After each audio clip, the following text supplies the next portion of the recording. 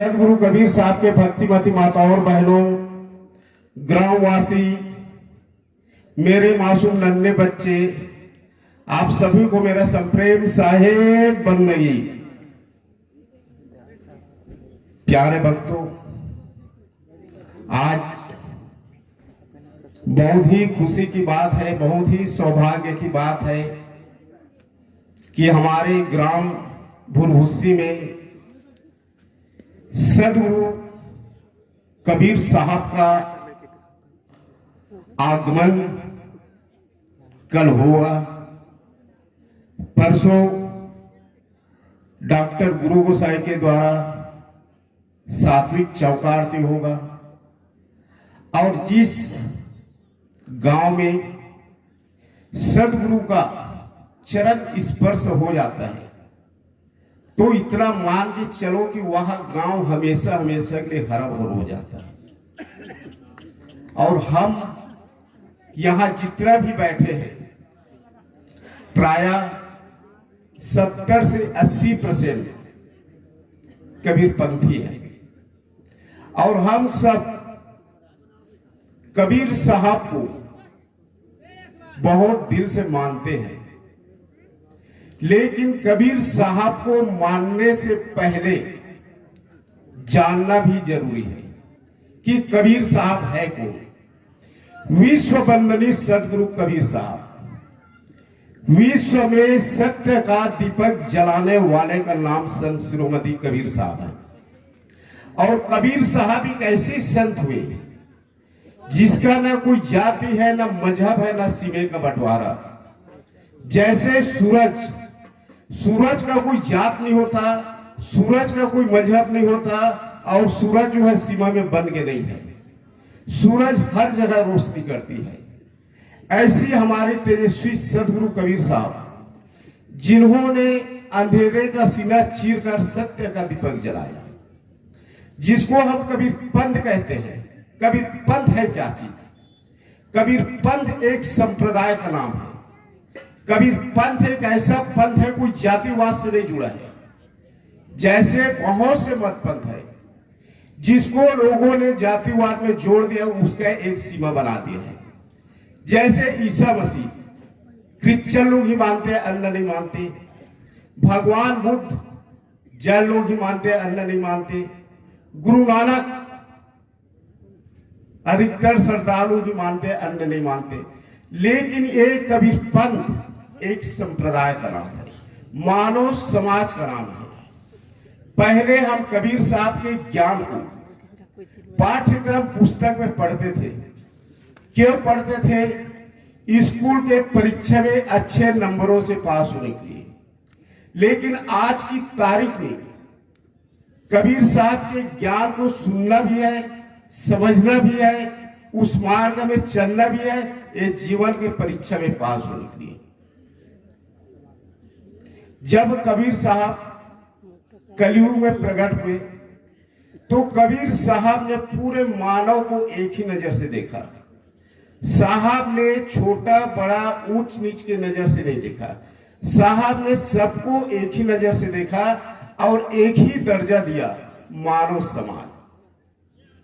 क्या हम जितने भी देखते हैं सब मानव है? और देखने में तो सब मानव लगते हैं। सबके दो आंख है देखने के लिए, खाने के लिए एक मुंह है, चलने फिरने के लिए दो पैर है, सभी मानव नजर आते हैं। लेकिन साहब ने मानव किसको कहा और मानव किसको कहना चाहिए? हर मानव के तो अंदर में साहब ने कहा 6 गुण होना चाहिए। दया, गरीबी, बंदगी, समता, सिरुपकार, इतने वचन साधु के कहे कबीर विचार। तो हर मानव के तो अंदर में 6 गुण होना चाहिए। सच्चा कबीर पंथी वही है, सच्चा कबीर पंथी वही है जो अपने सदगुरु कबीर साहब के बताए हुए मार्ग में चलता है, जिनके घर में डेली संध्या आरती होती है और अपने गुरु की पूजा हो जाने के बाद मान के चलो 33 करोड़ देवी देवता की पूजा भी हो जाती है। वही सच्चा कबीर पंथ है। और मानव साहब ने उसी को कहा है। अब जो आदमी दारू पीता है, माल भक्षण करता है। इसको रामायण में भी लिखा है, मीन मांस करे आहारा, 184 गीत अवतार। तो मीन और मांस का आहार करने वाले व्यक्ति 84 योनि तक गीत का ही अवतार करता है। भला हम उसको कैसे मानव कहेंगे, वो तो दानव है। तो ऐसी कबीर साहब से किसी संत ने दीक्षा लिया और डेली सत्संग में जाते थे। एक दिन वह जो भक्त जिस मोहल्ले में रहते थे, उसने दुनिया में नाना प्रकार के अजीबी गरीबी बात देखा। अब उनको समझ में नहीं आया कि संसार में कई कैटेगरी के इंसान है। तो उसने साहब के पास गया और साहब के पास जाकर बोले कि गुरुदेव, मेरे जिंदगी में ऐसे कुछ प्रश्न गुरुदेव जिनका आप जवाब देंगे, उस मार्ग में मैं चल के अपने मानव जीवन को सफल बनाऊंगा। तो साहब ने कहा, बेटा प्रश्न क्या है? तो उस लड़के ने पहला प्रश्न किया कि गुरुदेव आपने संसार में क्या देखा? प्रश्न दूसरा, हर मनुष्य के जीवन में दुख बहुत रहता है गुरुदेव, दुख का हरण कैसे होगा? हर कर्मों का फल कैसे मिलता है? और मुझे समय मिला तो प्रवचन को और बढ़ा दूंगा। और अंतिम प्रश्न उसने किया कि गुरुदेव धर्म क्या है? ऐसे उसने 4 प्रश्न किया। तो वह गुरुदेव ने पहला प्रश्न का जवाब देते हैं। कहते हैं कि बेटा बोले, ये संसार देख रहे हो, ये संसार सदियों से वीराना है और इस संसार में न दुख है न सुख है। और इस संसार में जो भी तन धर के आया है, हर मनुष्य दुखी है। बोले, तन धरे दुखिया, कहूं ना देखा सुखिया। और इस संसार में जिसने जिसको जिस नजर से देखा, उसको वैसी दिखाई देता है। एक चोर आदमी दूसरे के पास अगर पैसा देखता है, उनको भी ऐसा लगता है कहीं से पॉकेट मार के आए, क्योंकि उनकी नजर वैसी है। जैसे जैसे सृष्टि वैसे वैसे दृष्टि। आज हमारे पंच श्री प्रकाश मुनि नाम साहब एक शब्द स्वरूपी है, साक्षात सदगुरु है। लोग उनको एक मनुष्य की नजर से देखते हैं, ऐसा भी मूर्ख है। तो जैसे जैसे सृष्टि वैसे वैसे दृष्टि। जिसने जिसको जैसा देखा वैसी दिखाई दिया। और मनुष्य का जीवन एक मकड़ी की कीड़े की भांति है।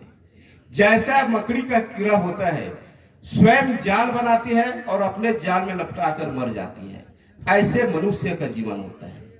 मनुष्य कभी सुख की जाल बनाती है, कभी दुख की जाल बनाती है। जब मनुष्य सुख की जाल बनाती है, उनको माँ बाप भाई बंधु गुरु आदि कोई चीज की याद नहीं आता, वो अपने आप में मस्त रहता है। समय करवट लेते हैं सज्जनों, समय करवट लिया, सुख की जाल बनाते बनाते दुख की जाल बनाना चालू किया। जब दुख की जाल बनाना चालू किया, उसके जिंदगी में बहुत क्लेश आया, दुख आया। तो लोग दुख आते हैं तो क्या करते हैं? जो भगवान शिव के मानने वाले हैं, भगवान शिव के मंदिर में जाते और कहते हैं कि भगवान भोलेनाथ, मेरे जिंदगी में बहुत क्लेश है, क्लेश को दूर करो। आपके मंदिर में मस्जिद गुम्बद चढ़ाऊंगा। कभी पंथी प्रार्थना करते कि हे साहब, मेरे जिंदगी में बहुत क्लेश है, क्लेश को दूर करो, चौका आरती बनाऊंगा। आज लोगों ने भक्ति का स्वरूप ही खत्म कर दिया। भक्ति कैसा होता है, भक्ति कैसे करना चाहिए। मैं तो कहता हूं मेरे भाई, हर जगह कहता हूं, अगर आप भगवान गणेश की पूजा करते हो तो भगवान गणेश की पूजा करो, लेकिन मतवाले हाथी मत बनो। माँ दुर्गा की पूजा करते हो तो माँ दुर्गा की पूजा करो, लेकिन माँ के नाम को कलंक मत करो। जब गणेश चतुर्थी आता है, लोगों ने 11 दिन तक भगवान गणेश की धूमधाम से पूजा पाठ करते हैं, और जब उसको विसर्जन में ले जाते हैं ना, तो मतवाले हाथी बन के ले जाते हैं शराब पी के। ऐसे भक्ति होता है। नवरात्र जब माँ की प्रतिमा मारती है 9 दिन तक के, लोगों ने बहुत श्रद्धा से पूजा पाठ करते हैं, और जब उसी माँ को विसर्जन में ले जाती है तो माँ नहीं रह जाती और कुछ हो जाती है। तो लोगों ने आज भक्ति का ऐसा स्वरूप बिगाड़ डाला। भक्ति कैसा होना चाहिए और भक्ति कैसे करती है। एक गांव में एक महिला थी, वो महिला एक दिन में 50 रुपए कमाती थी, 30 रुपए साधु संतों में खर्च कर देती थी, 20 रुपए में जीवन यापन। और साधु संतों का आशीर्वाद तो ऐसा आशीर्वाद है जैसे रेख में नेक डालने की समान। तो वैसी करता था। तो 30 रुपए साधु संतों में खर्चा। अब साधु संतों का आशीर्वाद मिला तो महिला गांव के सबसे बड़े पैसा वाली बनी। अब उस महिला ने सोची कि मेरे पास इतने पैसे हैं और ये पैसा साधु संतों की सानिध्य में न लगे, जनहित में न लगे, तो किस काम के पैसे। तो उस महिला ने एक प्लान जमाया। जिस गांव में वो महिला रहती थी उस गांव में पानी की संकट। अब उस महिला ने कुआं खोदवाने का प्लान जमाया। अब उस महिला ने कबीर साहब के दरबार में गया और बोले कि हे गुरुदेव, आप तो अंतर्यामी है, तन की जाने मन की जाने, जाने चित्त की चोरी, और उस साहब से क्या छिपाया जिसके हाथ में डोरी। गुरुदेव आप तो अंतर्यामी हो, मैं आपकी दरबार से एक मुट्ठी मिट्टी ले जा रहा हूं गुरुदेव, और ये जहां भी पड़ेगा मां गंगा को प्रकट कर देना। अर्थात गुरुदेव बोलने का उद्देश्य यह है कि मैं जनहित के लिए कुआं खुदवा रहा हूं गुरुदेव, एक कुआं के पानी को ओगरा बनाना। हुआ वैसा, उस महिला ने जहां पे कुआं खुदवाया वो मट्टी को बुरा किया। अब कुआं खुदाई हुआ तो कुएं का पानी ओगरा ही निकला। अब उस महिला को बहुत खुशी हुआ कि कबीर साहब ने मेरी आवाज सुन ली। अब वो कुएं की पानी ओगरा निकला तो अब उनका पूजा पाठ भी कराना है। तो उस महिला ने एक महात्मा के पास गए, बोले कि महात्मा जी, मैं जनहित के लिए कुआं खुदाया हूं और कुएं का पानी ओगरा निकला है गुरुदेव, इनकी पूजा पाठ करना है। तो उस महात्मा ने उनको टाइम दिया, बोले कि बहन, इस दिन इस तारीख को आपका कुएं का पूजा पाठ होगा और ये जितना भी सामान लिख रहा हूं ये सामान को ले लेना। अब उस महिला ने, उस माता ने, जो महात्मा ने जो सामान लिखा था वो सामान को इकट्ठा किया और वो कुएं के उद्घाटन होने में 2 दिन बाकी था। और 2 दिन के बीच गांव के 2 कुत्ता झगड़ा खेलते खेलते वो कुआं में गिर गए, मर गए, सड़ गए। जब सुबह हुआ तो महिला देखी कि गांव के 2 कुत्ता एक कुआं में तो गिर के मर गए, सड़ गए। अब महात्मा जी कैसे उद्घाटन करेंगे। तो महात्मा जी ने, उस महिला ने उस महात्मा के पास फिर गया, बोले कि महात्मा जी मैं क्या बताऊं, परसों आप जिस कुएं का उद्घाटन करने वाले थे उसमें तो गांव के 2 कुत्ता डूबकर मर गए, सड़ गए। अब इनका पूजा पाठ कैसे करोगे। तो महात्मा ने कहा कि बहन, घबराने की बात नहीं है, ओगरा कुआं है, कुएं के पानी को पलटी कर देना, अर्थात पंप से खिंचवा देना, उसमें गंगा जल डाल देना, सेंध डाल देना, इत्र डाल देना और सत्यनारायण की कथा सुन लेना। लोग तो रहते झूठे नारायण, लेकिन सत्यनारायण की कथा सुनते हैं। तो उसको उतना काम बोले महात्मा जी। आप जब जो दूसरा टाइम दिया वो दूसरा टाइम आया। अब महात्मा ने बोला कि बहन, मैं आपको जितना बात बोले आपने उतना काम किए। बोले कि हाँ महात्मा जी। एक कुएं की पानी पलटी कराए। बोले हाँ। इसमें गंगा जल डाले। बोले हाँ। सेंट डाले, बोले हाँ, सब चीज बोले, बोले हाँ बोले। तो महात्मा ने कहा मैंने नया बाल्टी और नया रस्सी लिखा हूं, उसको पहले लाओ।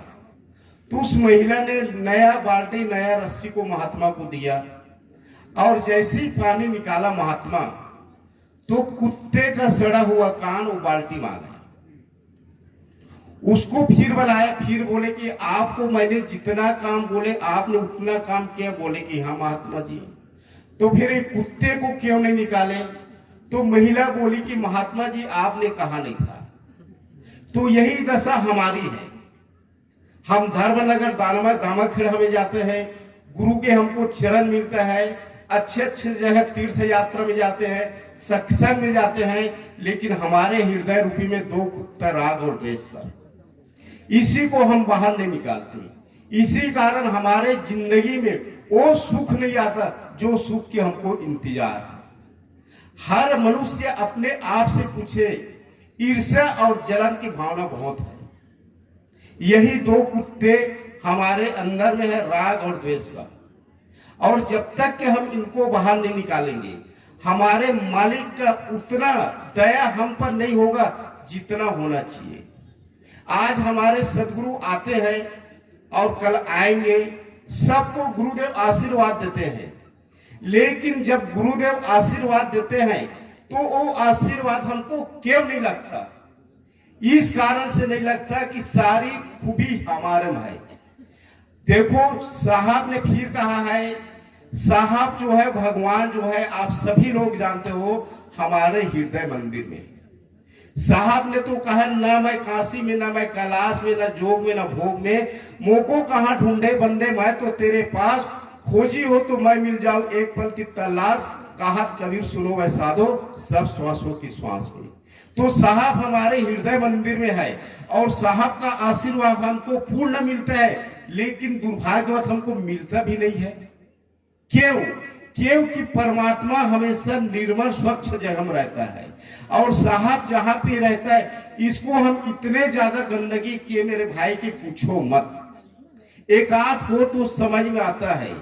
देखो मैं छल्ली लगा देता हूं, काम क्रोध लोभ अहंकार छल कपट चौतराई राग वेग ईर्षा, इतने प्रकार के हम गंदगी लेकर चलते हैं। और गंदगी लेकर चलने के बाद हम कहीं कहे कि साहब हमको साथ दे, तो भाई साहब की स्थान को तो तू गंदगी किया है, तो साहब तो तुमको पूर्ण दिया है, लेकिन तुम्हें लेने की ताकत नहीं है, तुम्हें भी औकात नहीं है। तो मेरे भाई हम सबका यही फर्ज बनता है, सबका यही दायित्व बनता है, जब हम अपने आप को गुरुमुखी कहते हैं, कबीर साहब को मानते हैं, पंच सिर को दिल से मानते हैं, तो हमारी सबसे पहली यही फर्ज बनती है कि हमारे हृदय मंदिर में, हमारे आत्मा में जितना भी गंदगी है वो सब गंदगी को बाहर निकालो।